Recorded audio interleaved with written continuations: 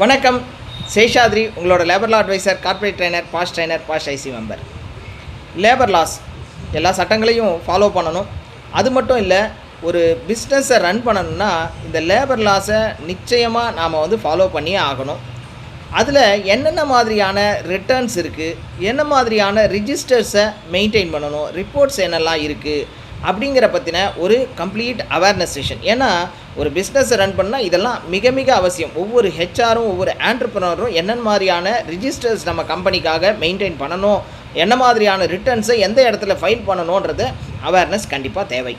கிட்டத்தட்ட ஒரு 19 சட்டங்களை எடுத்துகிட்டு அந்த சட்டங்களில் ஒன்றுலையும் என்ன மாதிரியான ரிட்டர்ன்ஸ் ரிஜிஸ்டர் இருக்குது, அதை எப்படி ஃபில்அப் பண்ணணும் அப்படிங்கிற ஒரு கம்ப்ளீட் ஒர்க் ஷாப் வரப்போகிற 19ஆம் தேதி ஹுசூரில் ஸ்ரீ கிருஷ்ணா பேலஸ் அந்த ஹோட்டலில் அரேஞ்ச் பண்ணியிருக்கோம்.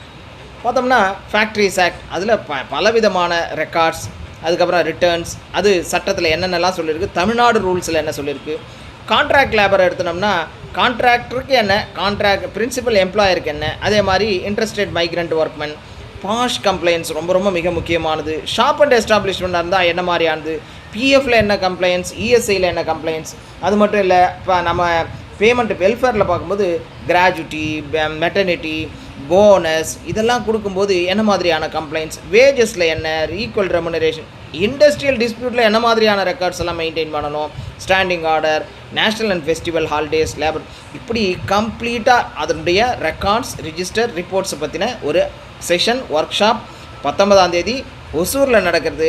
மேலும் தகவலை மிஸ்டர் தினேஷை கான்டாக்ட் பண்ணி தெரிஞ்சுக்கலாம். அவசியம் ஒவ்வொரு ஹெச்ஆரும் அட்டன் பண்ண வேண்டிய செஷன். எல்லோரும் அங்கே மீட் பண்ணலாம். தேங்க்யூ.